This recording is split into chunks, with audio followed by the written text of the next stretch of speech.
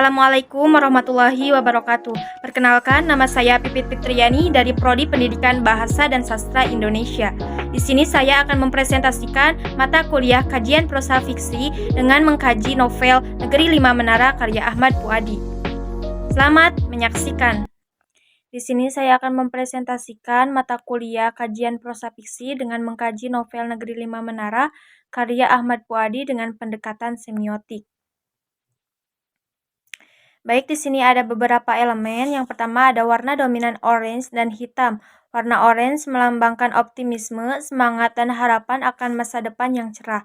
Sedangkan warna hitam melambangkan keseriusan, tantangan, dan perjuangan yang harus dihadapi untuk mencapai mimpi. Yang kedua ada ilustri menara. Gambar menara pada cover merupakan simbol sentral dari novel ini. Menara menjadi tempat berkumpul bagi tokoh utama dan teman-temannya, di mana mereka bermimpi besar untuk menjelajahi dunia. Menara juga melambangkan pandangan jauh ke depan, visi, dan harapan tinggi. Yang selanjutnya ada elemen-elemen novel dalam pengarangnya. Novel Negeri Lima Menara dirancang untuk mempresentasikan tema utama cerita, yaitu impian besar, motivasi, dan perjalanan hidup penuh semangat. Novel ini berisi 418 halaman, yang mana buku ini ditulis oleh Ahmad Puadi dan diterbitkan pada tahun 2009 pada PT Gramedia Pustaka Utama. Selanjutnya ada pendahuluan. Karya sastra termasuk novel adalah bentuk imajinatif yang menggambarkan realitas sosial masyarakat dan memberikan pelajaran berharga tentang aspek kehidupan seperti adat, moral, psikologi, agama, dan sosiologi.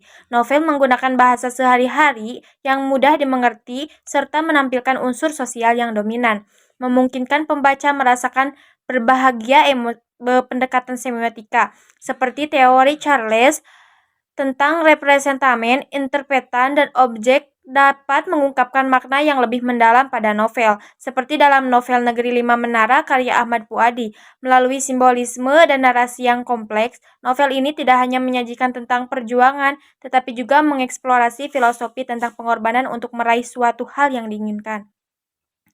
Selanjutnya ada pengertian semiotik. Semiotika adalah ilmu yang mempelajari tanda dan bagaimana makna dibentuk melalui hubungan antara tanda-tanda tersebut. Ilmu ini berfokus pada sistem, aturan, dan konvensi yang memungkinkan tanda-tanda memiliki arti, serta bagaimana tanda mewakili benda, ide, atau perasaan. Tokoh penting dalam bidang ini adalah Ferdinand de Saussure yang mengembangkan materi tentang sistem, tanda, dan linguistik, dan Charles Sanders tentang representamen, interpretan, dan objek dapat mengungkapkan makna yang lebih mendalam dalam novel. Selanjutnya ada sinopsis. Sinopsis pada novel ini berawal dari cerita sebuah paksaan hati karena tak ingin menolak permintaan orang tua. Berangkatlah seorang pemuda Minang yang baru saja memulai jalan hidupnya dengan sepotong doa dan sekepal semangat. Ali Fikri akhirnya melangkahkan kaki ke Pondok Madani yang menjadi rumahnya untuk beberapa tahun ke depan. Tak disangka dia bertemu dengan sahabat-sahabat yang sangat luar biasa yang membuat keterpaksaan menjadi lenyap. Sebuah persahabatan yang kokoh, Said Jufri dari Surabaya, Raja Lubis dari Medan, Atang dari Bandung, Dul Majid dari Madura, dan Baso Salahuddin dari Sulawesi adalah kelima sahabat Alif di PM. Mereka berenam dipanggil Sohibul Menara oleh teman-teman yang lain. Sohibul Menara berarti yang punya menara. Proses pembelajaran terus berjalan, tak terasa sudah lama kemudian mereka hidup bersama. Sohibul Menara semakin erat persahabatannya, banyak kejadian yang telah Alif lewati bersama sahabat-sahabatnya. Suatu hari Sohibul Menara sedang berkumpul, mereka memperhatikan awan yang bergerak membentuk pola-pola tertentu, dan mereka mulai berimajinasi tentang negara-negara yang ingin mereka jelajahi. Keenam sahabat ini memiliki cita-cita masing-masing, ada 5 negeri dengan 4 benua, dan masing-masing negeri ada menara yang menjadi simbol negeri tersebut. Cita-cita yang ingin mereka capai yaitu menjelajahi Arab Saudi, Mesir, Amerika, Inggris, dan Indonesia. Kegundahan untuk menetap di PM sempat menjadi kawan dalam ia berpikir tentang cita-citanya yang dulu. Alif terus berjuang di tengah kegundahan hatinya. Bersama sahabat-sahabatnya, ia berhasil melewati itu semua. Adat di PM, ada sebuah pertunjukan yang harus ditampilkan oleh santri-santri sebelum lulusan. Semua santri ikut serta dalam pertunjukan tersebut, tak terkecuali Sohibul Menara. Pertunjukan yang sudah disiapkan matang-matang oleh santri. Sebuah pertunjukan yang telah dinanti oleh banyak orang, pertunjukan yang membuat penonton takjub dan bekerja sama yang baik. Pertunjukan yang mereka tampilkan berhasil membuat penonton merasakan bagaimana angin berhembus di padang pasir, air hujan yang seakan benar-benar turun, dan merasakan ada di atas awan. Kebersamaan Sohibul Menara tak bisa sampai di ujung pertemuan. Sebenarnya, di penghujung waktu pertempuran saat sebuah kepemimpinan menjadi tugas mereka dan ketika ujian akhir benar-benar di depan mata, Baso si cerdas harus lebih dahulu pergi dari PM untuk memberikan semangat hidup kepala keluarga satu-satunya yaitu neneknya. Kepergian Baso dari PM tidak membuat Sohibul Menara yang lain putus asa. Mereka tetap berjuang untuk mencapai menara mereka masing-masing. Saat kelulusan dari PM, semua bergembira dan menjabat tangan dengan bersemangat. Sohibul Menara lulus, semua banyak jabat tangan terjadi saat itu. Akhir penceritaan ditutup dengan Alif, Raja, dan Atang bertemu di London dan menelpon Said dan Basoy yang telah berhasil mencapai menara mereka masing-masing. Dan ternyata semua Sohibul Menara telah berhasil mencapai menara mereka masing-masing dan ternyata semua Sohibul Menara telah memiliki pasangan masing-masing. Selanjutnya ada hasil dan pembahasan.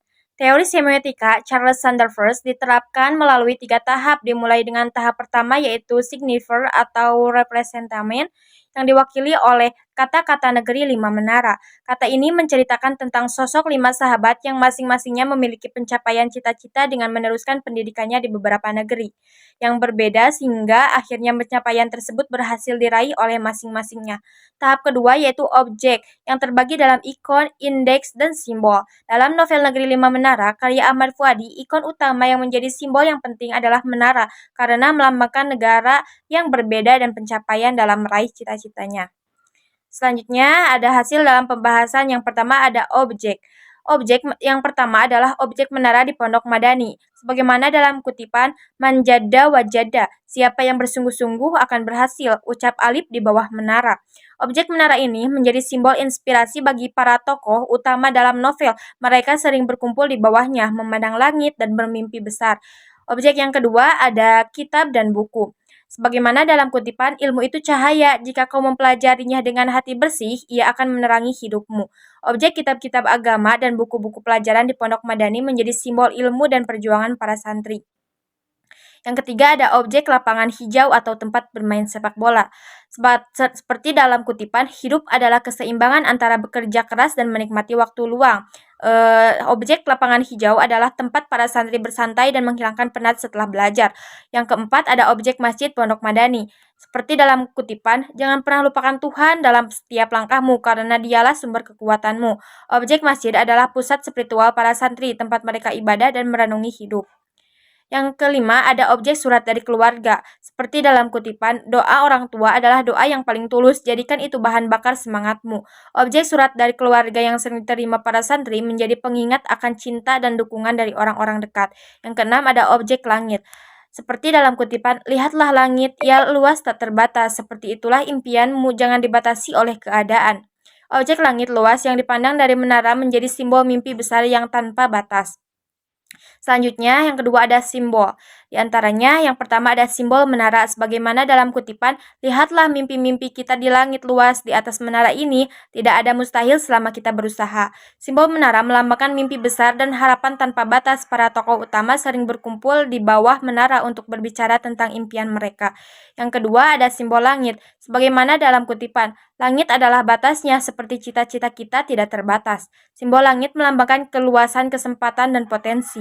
Para tokoh melihat langit sebagai motivasi untuk bermimpi tinggi. Yang ketiga ada simbol kitab dan buku. Seperti dalam kutipan, ilmu itu seperti lentera, semakin terang cahayanya, semakin jelas jalan yang harus kau tempuh. Simbol kitab dan buku melambangkan ilmu pengetahuan sebagai kunci kesuksesan. Yang keempat, ada simbol masjid. Seperti dalam kutipan, jangan pernah tinggalkan masjid karena di sanalah hati kita berlabuh kepada Sang Pencipta. Simbol masjid melambangkan keimanan dan spiritual. Tempat ini menjadi pusat ketenangan batin bagi para santri.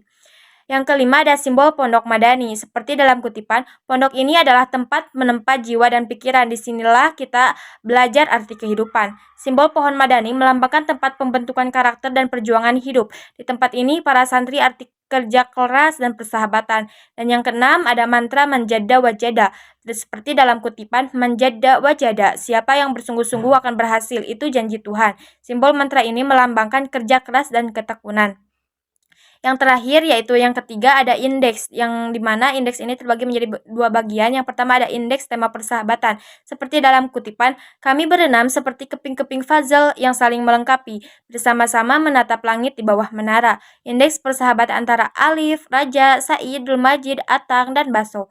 Dan yang kedua ada filosofi pendidikan. Seperti dalam percakapan, ilmu itu seperti air, hanya mengalir kepada mereka yang rendah hati dan bersedia menampungnya. Pendidikan di Pondok Madani yang tidak hanya akademik, tetapi juga pembentukan karakter. Lalu yang selanjutnya ada kesimpulan. Melalui kajian semiotik terhadap novel Negeri Lima Menara karya Ahmad Fuadi, dapat disimpulkan bahwa karya ini tidak hanya mengisahkan perjalanan hidup tokoh Alif dalam mengejar mimpi, tetapi juga menyampaikan pesan-pesan mendalam tentang pendidikan, persahabatan, dan keyakinan. Makna 5 pada novel Negeri Lima Menara adalah tanda yang mengacu pada jumlah impian Alif dan sahabat-sahabatnya yang didukung oleh tanda-tanda 5 yang lain, yaitu jumlah menara di setiap negara yang ingin diraih oleh Alif dan sahabat-sahabatnya, jumlah sahabat baru Alif yang juga 5 orang, 5 asal kota dari sahabat Alif, dan akhir ada 5 impian yang berhasil dicapai oleh Alif dan sahabat-sahabatnya. Sekian presentasi dari saya, mohon maaf bila terdapat kesalahan kata. Saya Pipit Fitriani, sampai jumpa.